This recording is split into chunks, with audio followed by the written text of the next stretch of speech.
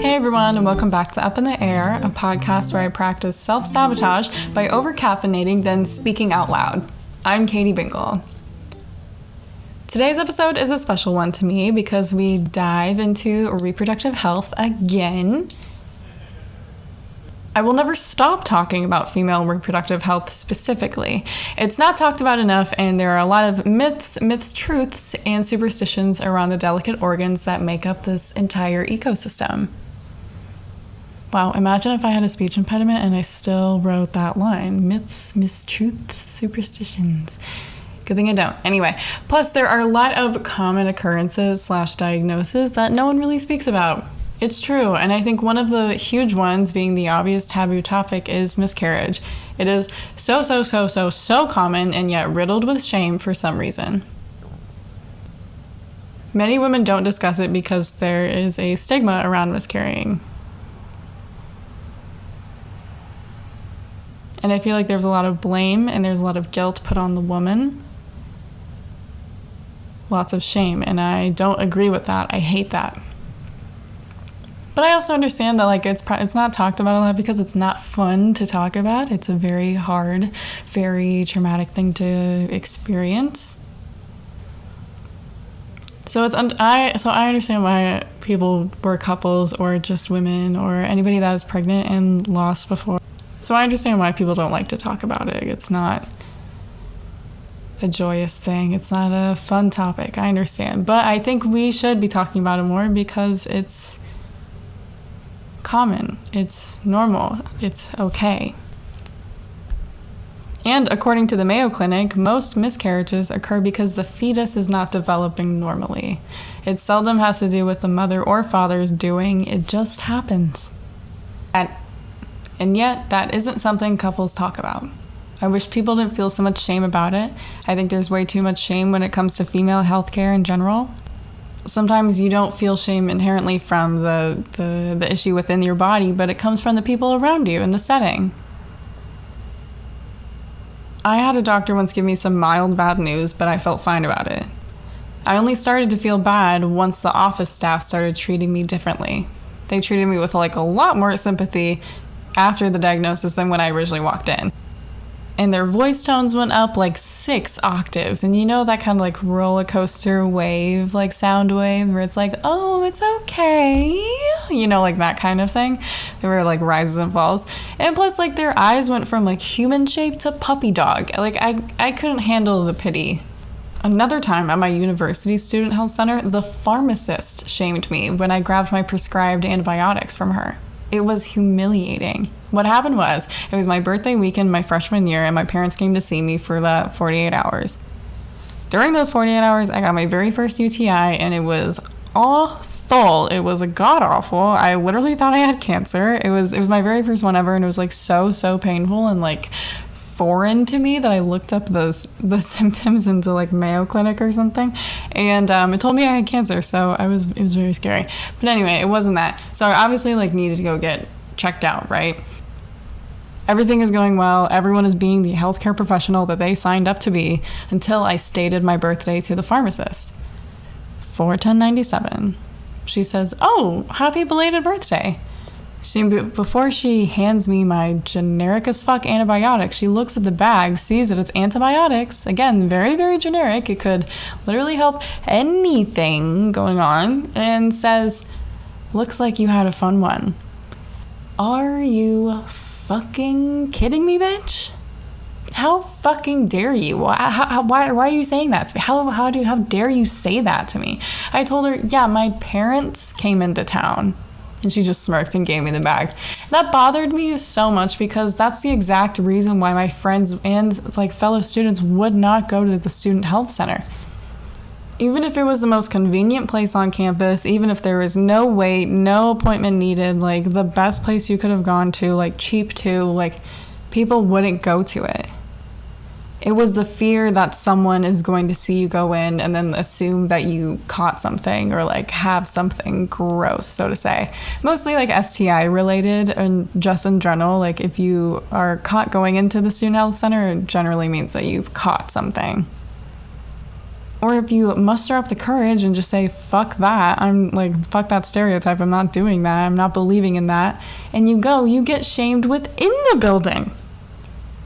What I did catch was a UTI that you can get from anything. I could get a UTI from wearing too tight underwear, for not drinking enough water, or from the way that your shit is formed, you can have chronic UTIs just from the way that your body is folded. You feel me? There was one time I thought something was seriously wrong with my body, so I had to go to Student Health Center. I'm gonna pause.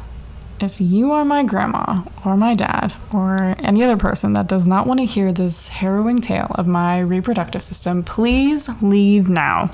Please leave now. I will talk to you later. It's probably a family member. Please leave. I'll call you. I love you. I love you. Love you. Talk to me next week. It'll be a lot better next week. Tune in next time. Okay. See you later. Bye. Please leave.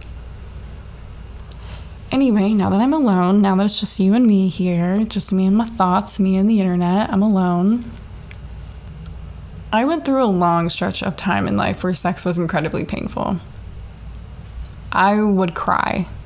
Real tears. Quick tears, but they were real. It was so painful for me that I would have to tell my boyfriend to stop completely. I would always try to push past the pain, but sometimes I just couldn't go on. There would be tears, there would be tears, there's soreness, and it felt like bees were stinging me from the inside, like bees were in my vaginal canal, And this was every time too. Sober, drunk, any time of day, in any state of mind, I was always struggling with this intense pain. The worst part was at the beginning. The first 5 to 10 minutes were terrible.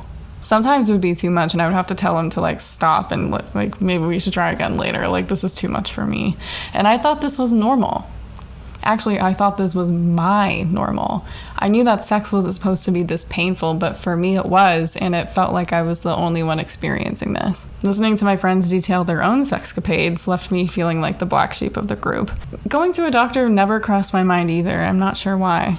I didn't know what was going on at the time, but I felt fine regardless, like everywhere else, and I just accepted the hurt, hoping that it would get better with time. Never did. The most accurate description I can come up with was that it felt like my body was sewn shut and there's a metal pole trying to ram its way in. I thankfully have no violent trauma that would lead me to this point. But for 2, almost 3 years, I was having the most painful sex of all time. Burning, intense stinging, like a 10 on the pain scale, a true 10. And I just dealt with it. What the fuck? At the time, I thought, well, maybe it's my boyfriend, and maybe it's just his monster cock, If you've ever seen It's Always Sunny in Philadelphia, Danny DeVito does this bit where he says this line after he drops a condom in public, in a parking lot or something, and he says, "Whoops, I dropped my Magnum condom for my monster dong." My boyfriend, turned that phrase into his personality. It was true though, so more power to him. Anyway, so my boyfriend was 6'7" at the time, and he was still had an inch or two to grow, so you could just guess what he was living with, okay? So I thought, it's me. It must be me. I'm just a petite woman. My 5'9" ass is just too cute and too small. To be honest, my shit is too delicate. I'm a fragile lady. I'm too skinny in all departments. That must be my problem. I'm too thin. I'm too small. I'm petite. No, in actuality, the thing that finally convinced me to go see a gynecologist was an anniversary night, actually.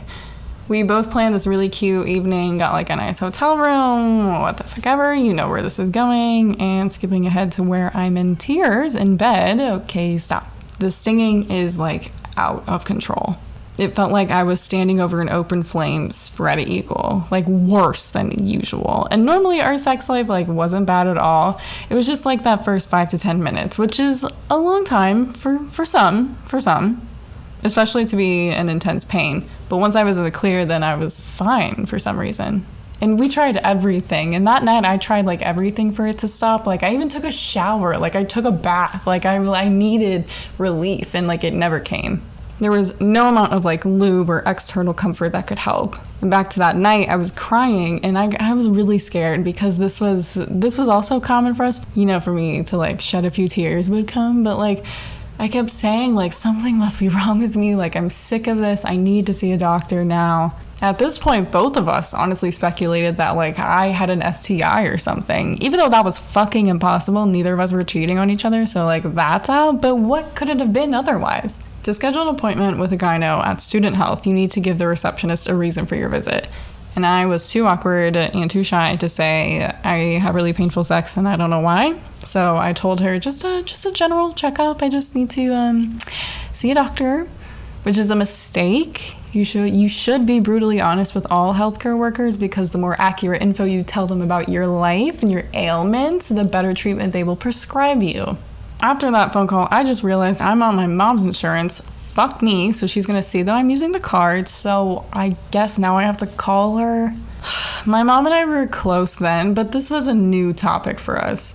Sex isn't something anyone in my family talks about with each other. My parents never gave us the talk, you know. They let the Texas public school system figure that one out. And when it was time for me to go on birth control, the entire conversation went like this. My mom asked, "Do you want to go on birth control now or wait till you get to college?" "Yeah, I'll wait till I get to college." "Okay, sounds good." That was it. Nothing more, nothing less. Obviously, I was not excited to tell her about this. My plan of attack in these types of situations is just to come out and say it. No need to be subtle here. That's not going to help. Beating around the bush serves no purpose in my eyes. When she answers, I just blurted out, "Hi, Mom. Okay, so this is going to be awkward, but I'm using the health insurance card, so I need to tell you that I scheduled a gyno appointment because I have been having extremely painful sex for years now, and I'm scared and I'm sick of it." Silence. She goes, "Okay, well, what do you think it is?" "Well, I don't know. But sometimes I cry, and other times I can't do it at all. I feel like I'm sewn shut and there's a metal pole trying to ram its way in. Do you get me?" She's quiet again. Says, "I'm glad you made the appointment. Could be that there's something blocking your way." And I didn't even think about that, but yeah, there damn near could have been. At my doctor's office, I'm sweating balls in here. I am so incredibly uncomfortable. I don't know how she's going to examine me if my vagina is closed to the public. Doctors and dentists alike have always been my friend. I'm normally not afraid of them for no reason, but the gynecologist is a different story. It's always an internal checkup involving a duck-billed shape steel contraption, and its only function is to make you open wide, if you know what I mean. It hurts. I'm in a vulnerable state. I'm showing my coochie to a stranger with the lights on, with extra lights on, actually. She wants to see everything clear. By the way, this cold-to-the-touch device is named tongs. No, I'm just kidding. It's actually called a speculum. Do not call it tongs. I told this doctor everything, because like I said, you can never be too honest with your doctor. And she warns me that she's gonna have to take a closer look, and we both know that the torture instrument is coming up. Yup, it's just as painful as I thought, as if it were the real thing. She apologizes for hurting me at the end, and she figures out what's going on, she knows. Thankfully, there is nothing physically wrong. It's all anatomically correct down there, thank God. Could you imagine having to get surgery on your delicate little palace like that? Honestly, I'd rather die than have to get any type of surgery on my vagine. The recovery for a vagina procedure would be just way, way too much for me. I wouldn't be able to heal gracefully. I would be just like wailing all the time, begging for drugs. I swear, every time I go see the gynecologist, I rethink having children. Anyway, she gives me these two diagnoses. I don't know. Anyway, they're called vaginismus and vulvodynia, two incredibly common conditions that women run into, or just people with vaginas. See, and what these two conditions do is they team up to make my life a living hell. I'll explain the first one. Vaginismus is the pelvic floor / vaginal walls closing in on each other. Imagine one of those booby-trapped rooms with the walls that close in on you from both sides. They are very popular in the kids' cartoon Scooby-Doo, if you listen to my last one. Anyway, they start off on opposite sides of the room, and then they quickly come together to crush whatever or whoever is in between. Vulvodynia is the outside, right? Because we all know, or we should know, that the term vagina does not reference the entire beast, okay? The vulva is the outside. Imagine it being the gates that open up for you, allow you to walk in. Except mine don't, and in fact they are locked, dead-bolted shut. There's no reason for these two lovely, peaceful queens to be a part of me. I have not experienced an event that would lead my vagina to take control like this. It must be a mental block. How can that be if every time is perfectly consensual and, ready to go? So then I asked, Doctor, is it possible that I'm just small? Because my boyfriend is 6'7", so he's large. And she gasped. She was like, "Oh wow, yeah, I bet he is." And she laughed and she was like, "No, that's almost never the case." She goes on. The vagina, canal, uterus, cervix, basically the whole system is made to withstand large-scale trauma, like creating, then birthing a baby. And I was like, oh yeah, right, that makes sense. That actually makes a lot of sense. So what's there to do about this? She then asked me, Katie, in high school, did you wear tampons? I was like, whoa, personal question here. Taken aback. Okay. I answered honestly, though. I said, no, I didn't. I couldn't. They hurt. I actually didn't start wearing tampons until I had sex with my high school boyfriend. And that was a horrible time. That was super duper painful. She goes, well, there you go. That was the event that led to this. The body remembers pain very well and will want to protect itself. So you're telling me my vagina literally does not want to have sex. Literally does not want a penis. That is some bullshit. This feels like a real life episode of Big Mouth. Like, what the fuck? So again, my question is, what is there to do about this? This is weird. I feel weird. It's getting weird. The treatment for vulvodynia, this is the outer part, remember? So she gives me just a normal topical numbing gel, force it to relax even more. For the vaginismus, I was instructed to, quote, dilate myself. I've only heard the word dilate in 2 instances, eye exams and childbirth. And she did not examine my eyes that day. I was advised to dilate myself. Let me repeat that. Dilate myself. What does that mean? Tell me, doctor, how do you expect me to do that? Oh, that's so simple, Katie. Just go online to vaginismus.com, select the treatment tab, and voila, there you go. Problem solved. You'll know what to do. I'll give you the highlights, but please do go on this website and learn more about this very common yet hushed condition that people with vaginas live with. My doctor told me to order these medical grade dildos and fuck myself every day for 10 to 15 seconds until the pain goes away.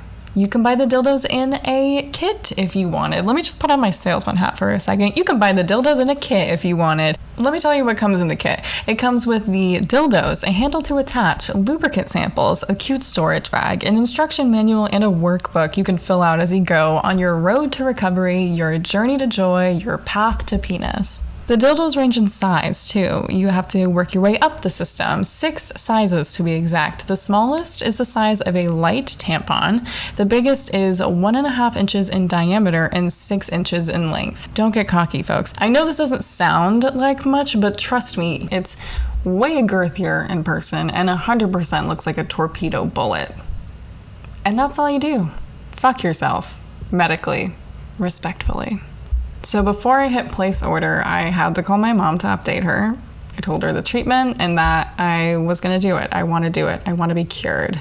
She goes, I don't know, hun. You know, the body has a weird way of fixing itself. Maybe when you have kids, it'll be fixed. Excuse me, what? Are you suggesting that having a kid is gonna fix my problem? I think you're like the first mother to ever say that. I'm not having a kid tomorrow, Mom, by the way. I don't know if I'll have kids within the next 10 years, but I know for sure that I can't keep crying, hiding my face in my hands every time I try to have sex. It's getting embarrassing. She agrees. Order confirmed. Order shipped. Delivered. Signed, sealed, delivered. Give me my dildos. I would give myself like a B in amount of effort I put into this treatment. Despite my medium to good practice, it did work. Positive results only. I would really highly recommend this to anyone that may have related to my descriptions previously. Ask your doctor if this could be an option for you. I sound like one of those medical commercials. Prozac, and see if it's right for you. Or if you don't want to go through all of that, just go to the website instead. It's vaginismus.com. They have a bunch of info for you to read up on. Extreme pain doesn't have to be your normal. Reproductive health is incredibly important. I highly encourage everyone, including men, to study up on more about the female sexual experience. Seriously, I could have been pain-free a lot sooner if I had just listened to my body instead of just accepting the hurt. Occasionally the pain does come back, but it's definitely not the same as it used to be. It's very manageable and does not last for 10 minutes. Because of that, I give the same fucking speech to all of my sexual partners. I opened it up with, I'm not bragging. I'm just explaining and giving you a little warning. This is gonna sound like a humble brag, but I swear it's not. I'm extremely tight down there, and if I tell you to stop, you absolutely must, because it means I'm in a really great deal of pain. I'm in a great deal of pain. And it's so funny because I say that exact line like right as we're fooling around, and like I like stop, I pull away, I say, I have to tell you something, and then their face just drops. Their skin is like ghost white. You can see like all the whites of their eyes. Like they're thinking the worst. They're thinking like, oh my god, this bitch has herpes, or worse, maybe she has a child. I try not to let their fear linger for too long, but it is fun to pause for like 4 seconds. Like here's how it goes. It's about to go down, and I stop and say, hey, there's something I need to tell you. Sometimes they're like, okay, what is it? Other times they wait in silence, making eye contact. So I count in my head to 4. And then I'm like, okay, so I have 2 conditions on there. That's agony for me, but can be really nice for you. Can you tell I like to fuck with people? I like to give that scientific explanation of what's going on because I would rather die again than let a man think that his dick is bigger than it actually is, okay? We don't need to inflate anyone's ego over here. No, I'm letting you know now that my vagina is a bear trap and you're about to get caught. It's funny because like one of my besties for life is a cis male who got kicked out of his sex ed classes for being a stupid, immature idiot. So he literally has no idea of the functions or mechanisms of the female body. And I got so fed up with trying to teach this dunce about like the simplicity of a period about it, so I made a very basic, crude almost PowerPoint for him. I think it's some of my finest work.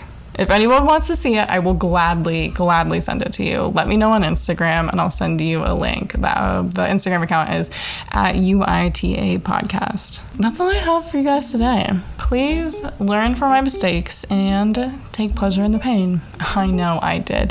Anywho, this is Up in the Air. I'm Katie Bingle, and I will see you later. Bye.